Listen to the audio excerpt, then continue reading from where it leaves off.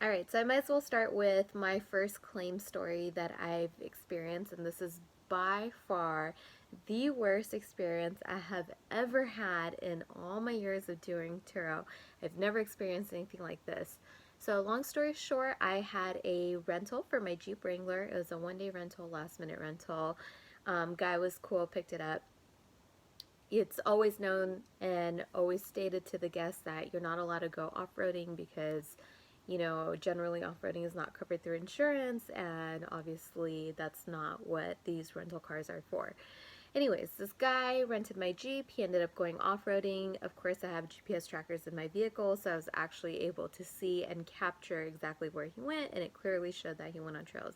When the car came back, I noticed that there was faint scratch marks around the entire car, from front to back, and basically I could tell is wherever he went off-roading there was shrubs which kind of scratched the entire body of the car. Although they were very faint, the damage was definitely still there. Now this claim was submitted about 3 months ago, and today is February 6th, and it got resolved on February 4th. So it took 3 months. I've never had a claim in my life take 3 months to submit. Of course, when people rent my Jeep, I know that people do this, right? Of course, you have people who will lie and not tell you the truth and go and do these things, right? So I always make sure to take extra detailed photos, especially of my Jeep and especially of the areas where I know that could be damaged, like the body of the car, right? So I take really great detailed photos. It is a black car, so sometimes it's very difficult to get excellent photos, based on lighting or wherever you are. But I do my best. So the guy came back. I noticed that now on this car, another thing that I've mentioned in a lot of my videos is that I have the standard protection on almost all my cars. Well, recently I wanted to test out Turo's premium protection plan, and that's where I keep 65% of the profits and they take the remainder. But what that additionally covers in comparison to the standard protection is it covers loss of income. So I wanted to test it out, and I thought my Jeep would be the perfect car to test it out because people do things like this where it may not be covered under the standard protection. And I wanted to see if the loss of income is really worth it or not in paying for this insurance.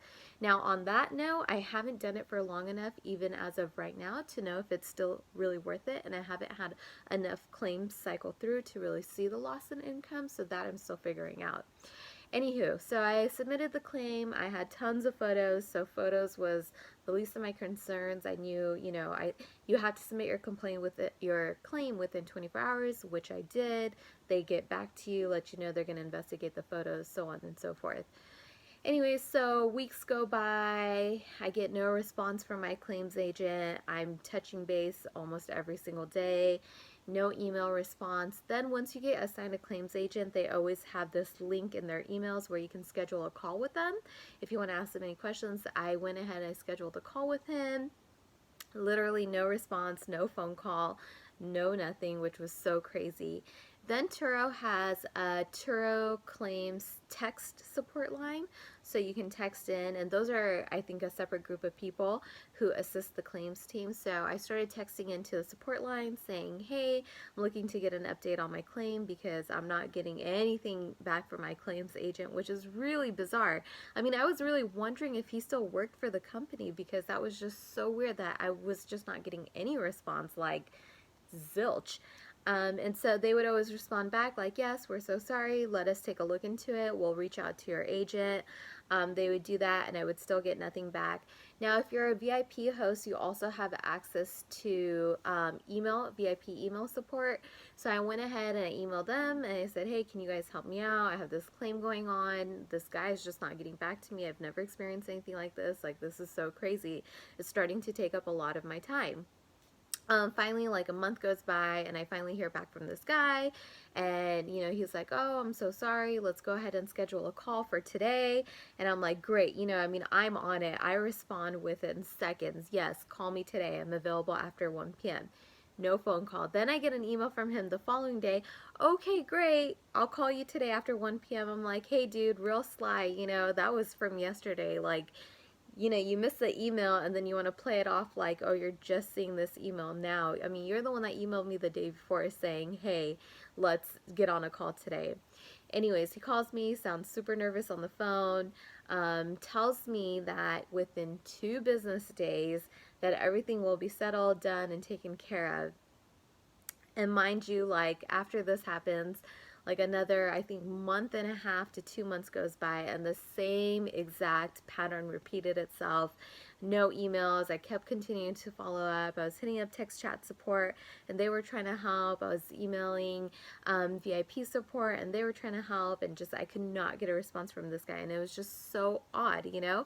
And so finally, long story short, after wasting God knows how much of my time continuing to have to email this guy, finally the claim got settled. And then he actually even sent me an email, which, you know, I can read right here. I'm going to open up. I can't flip my camera, so I can't show it to you guys, but I can definitely read it to you. When it finally all got settled, you know, what they do is when they issue you the payment, they also send you an email saying, hey, the claim has been settled, this is the payment, and so on and so forth. And he even admitted himself. He says, first, I want to extend a personal apology for all the unnecessary delays. This file was mishandled by me and as a result was not processed for close to 3 months when it should have taken a few days.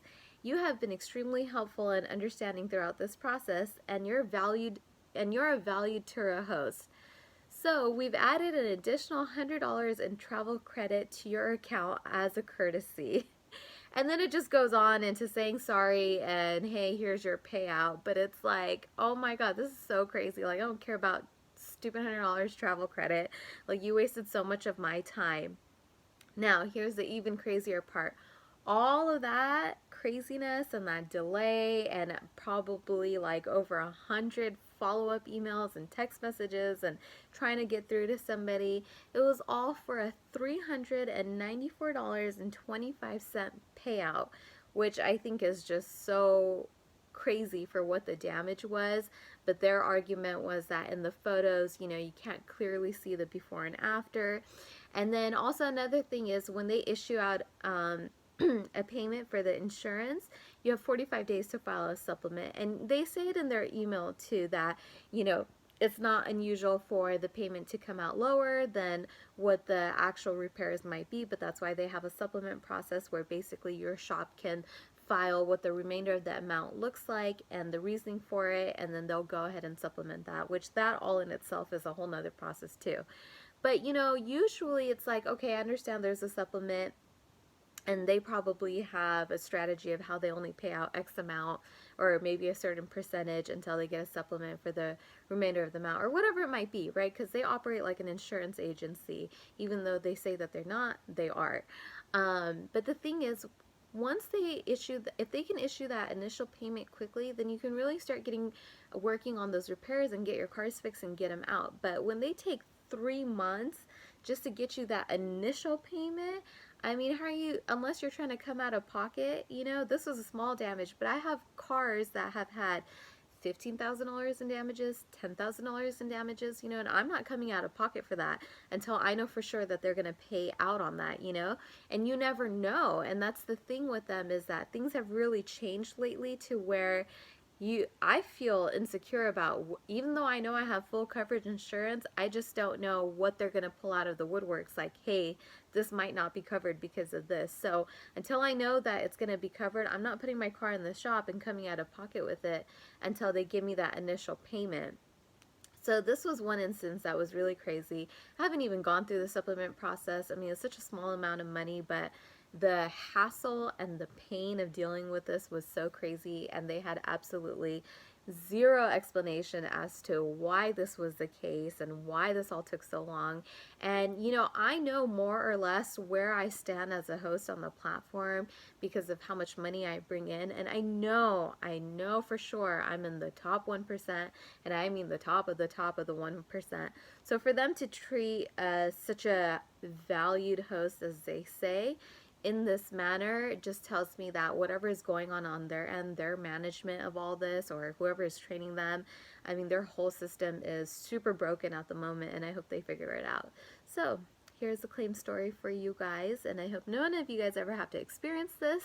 And definitely share in your comments anything you guys have experienced, and I'll be coming at you with more claims stories, and hopefully in the future maybe some positive ones. But so far, not so happy with how their support has been acting. Thanks, guys.